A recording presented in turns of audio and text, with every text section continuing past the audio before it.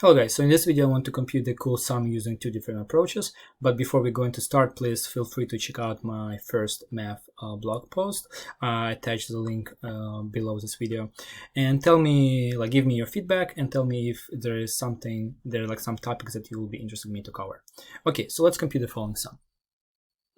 We have that s is equal to 1 times n choose 1 plus 2 times n choose 2. Then I'm going to have n minus 1 times n choose n minus 1, and plus n times n choose n. If to use the first approach, I need to do the following.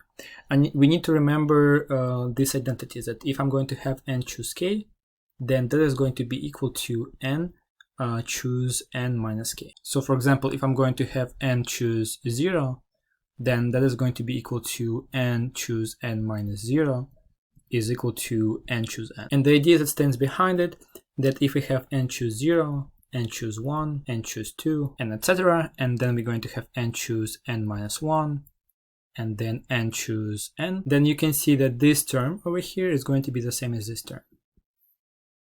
And then this term over here is going to be the same as this term.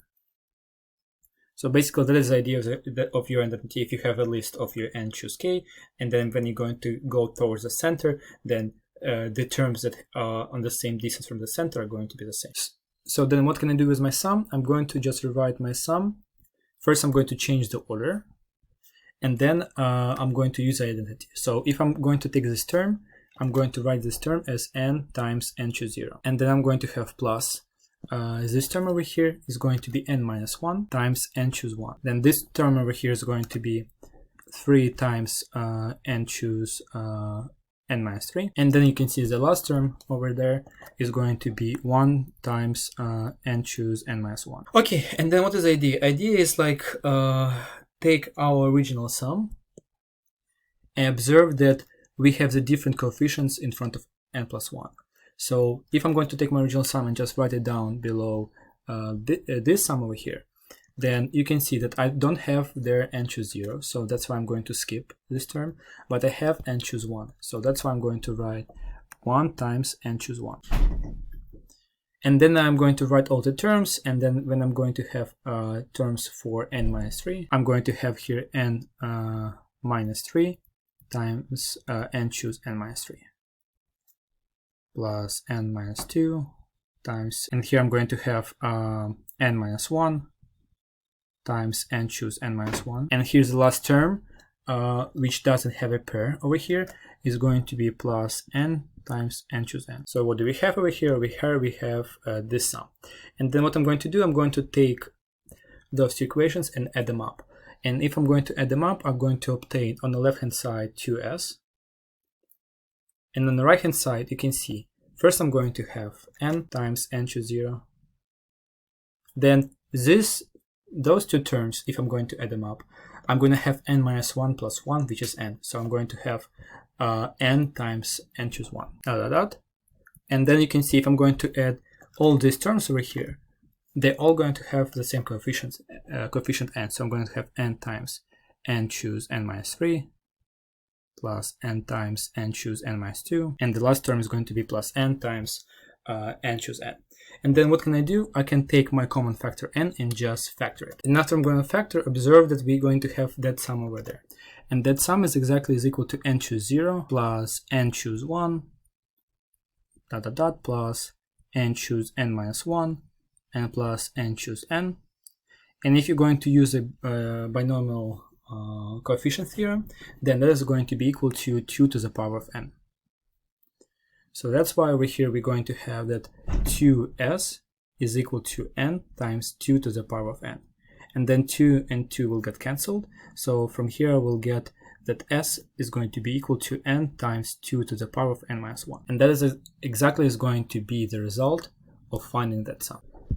Okay, so let's right now use the other identity to show how we can figure out the sum using the second approach.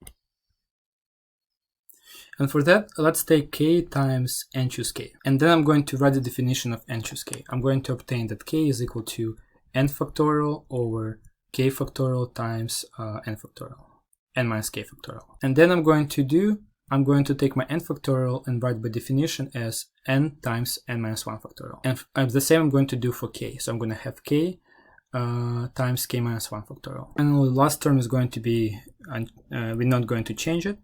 So then we're going to see k and k will get cancelled.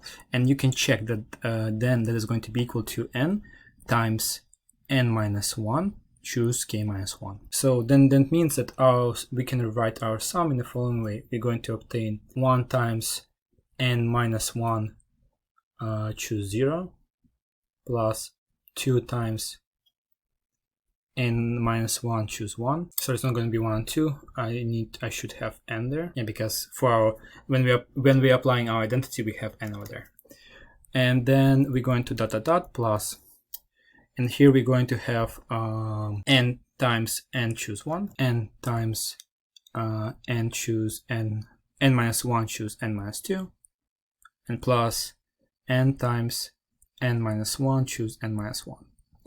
And then if I'm going to factor my n, you're going to see that I'm going to obtain the same. I'm going to have n minus 1 choose 0 plus n minus 1 choose 1 dot dot dot plus n minus 1 choose n minus 1, and the sum inside this parenthesis is exactly going to be 2 to the power of n minus 1, using the same arguments that we used for the previous sum of that form.